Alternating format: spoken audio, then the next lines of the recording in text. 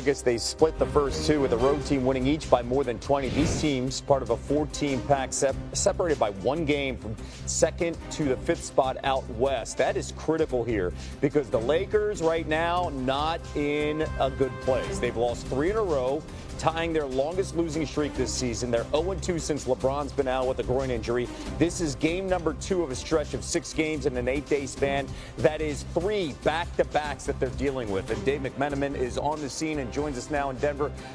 Lakers, as we talk about this, what are you hearing out of this locker room after their blowout loss last night, Dave?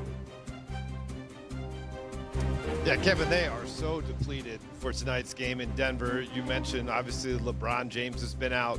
No Rui Hachimura, no starting center Jackson Hayes. Luka Doncic isn't playing tonight. And also we have Gabe Vincent and Dorian Finney-Smith both listed as doubtful. This is going to be a very depleted bench for the Lakers tonight. Austin Reeves talked about it last night. He said that no one's going to feel sorry for us. Everyone's going to go on out and beat us by 30 because we're the Lakers and we just got to figure it out. Dorian Finney-Smith said, we want to be a great team, and that's what great teams do. They figure it out. Now, JJ Redick was left quoting his high school coach after last night. He said, great teams, you got to play hard and you got to play smart. Last night, he thought they played hard against the Bucks. He didn't think they played smart. Maybe they can get that combo tonight against Denver, at least feel good about themselves based on the players that they have on the court, and then to get a quick rest before going back to LA for a back-to-back Sunday and Monday against Phoenix and San Antonio. And right now, doing this all without LeBron James. Let me tell you, they continue to lose, and he is our former colleague. But J.J. Redick is a quote machine after these post games. Feeling really down right now. Dave McMenamin covering the Lakers as they get ready to face the Nuggets. Here's what we've heard right now. And when we talk about who's playing, 7 players averaging a combined 89 points are out tonight for the Lakers. That leaves them with 1 player available tonight averaging double figures in scoring this season. Austin Reeves, it's your team. The rest of the projected starting lineup, you can see that. And Dalton Connect, the guy that was traded and then came back after the trade failed with the Hornets. It's not good. Now they have to face the Nuggets, El. Yeah, I was going to say, the good news is they face a Nuggets team who's like real good at home. We just mentioned it as we bring in Tim Legler now to break down what's facing the Lakers 0-3. Level of concern as they remain without LeBron and everybody else is climbing the standings? Well, first of all, El, based on what you just said on who's out tonight, it's a lock the Lakers win this game, right? I mean, that's the way it usually goes in Vegas. So, but listen, obviously they're going to have to concede this game tonight. But more importantly, what they look like without LeBron right now, particularly defensively, and against the Bucks, I will disagree with J.J. Redick a little bit. I wasn't sure how hard I would say they were playing. I didn't think their defense was particularly tough. I don't think they offered a whole lot of resistance to the Bucks, who did pretty much what they wanted. They were on pace to score 140 points in that game. The defense is really where this team has hung their hat for the last 6 weeks. LeBron is a huge part of that. He's actually had one of the better defensive years of his career. And you can just see the lack of physicality without him on the floor. So right now, all that momentum they built up is gone.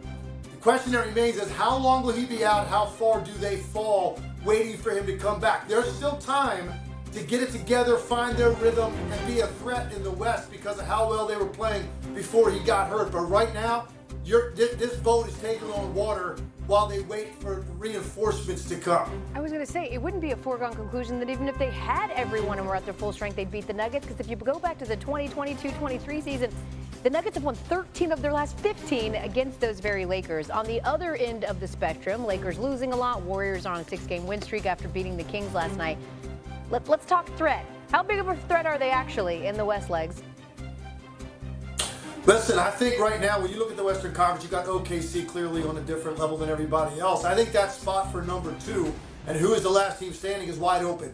And the Golden State Warriors are making a case that they're in that mix. And I have to say, I agree with people that think that. When you just look at the defensive metrics, they look an awful lot over the last month what they look like during their championship years. Like, that's where they really get it done every night. The shooting can be a little fickle with this team, but the defense is showing up on a nightly basis. We know the impact Jimmy Butler has had on the overall IQ of the team, the toughness. We've talked a lot about what it means for him to get to the free throw line and helping their offense. There's a vibe and an energy and a confidence level about this team right now that makes me think, hey, any of these teams can avoid Oklahoma City.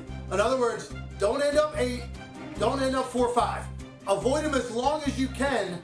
And I think you got Golden State, you got Minnesota, you got Denver. I think all three of those teams, and the Lakers, all of those teams can lay claim to the second best team in the Western Conference right now, the way that this is shaping out. When you talk about impactful trades at the deadline, Warriors now 13-1 when Jimmy Butler plays this season. Let's stay in the West and talk about another team that's on a win streak, the T-Wolves, also riding a 6-game win streak, and they're going to look to extend that tonight. What kind of threat do you think that they pose in the West?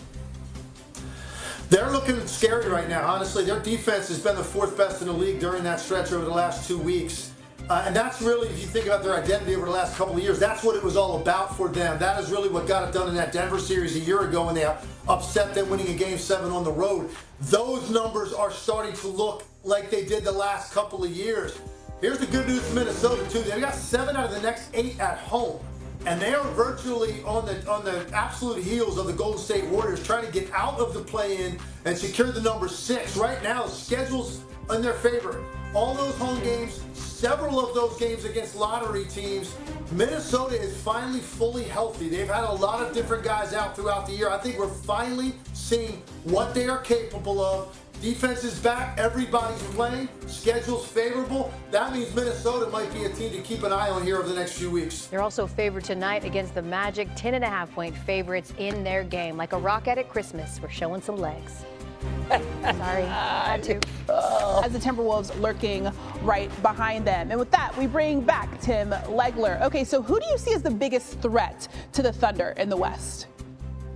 Well, I'm going to give you an answer, but I'm also going to have a caveat to that. All right. So the answer right now is the Denver Nuggets. I think because of the unique nature of Jokic and what he brings and how difficult he is to match up, the way he controls the game. Jamal Murray, even though he's had a couple of off nights against in high-profile games recently, overall has looked like the Jamal Murray from their championship season. Christian Brown has made great strides. Michael Porter Jr.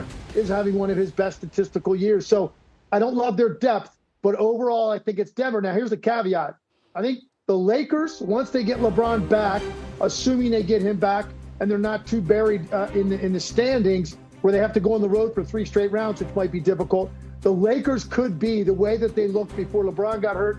And then I also think the Golden State Warriors, you can't discount. I think right now, that spot, who's left standing against Oklahoma City, I think is wide open. But I think if you had to go with what I'm seeing right now today, it's the Denver Nuggets because they're the most complete. And I think the Jokic factor separates them from the other two. All right, let's go over to the East. The Cavs are going for 16 straight wins. Donovan Mitchell will be out for Cleveland for the 2nd straight game. So who needs to step up tonight if they're going to beat Memphis? You rely on your front line. I think the pairing of Mobley and Allen has been really difficult for teams to deal with this year. They probably have the best symmetry between 2 legit bigs in this league. And then I also think Ty Jerome is a guy to keep an eye out for. They gave him a night off the other night for rest. He's back. And Ty Jerome has had a knack this year for stepping up when they have needed him to. If it's been Darius Garland having an off night or Donovan Mitchell or one of those guys getting rest, Ty Jerome has been a guy that has really opened eyes this year with his impact. He's gone from being a role player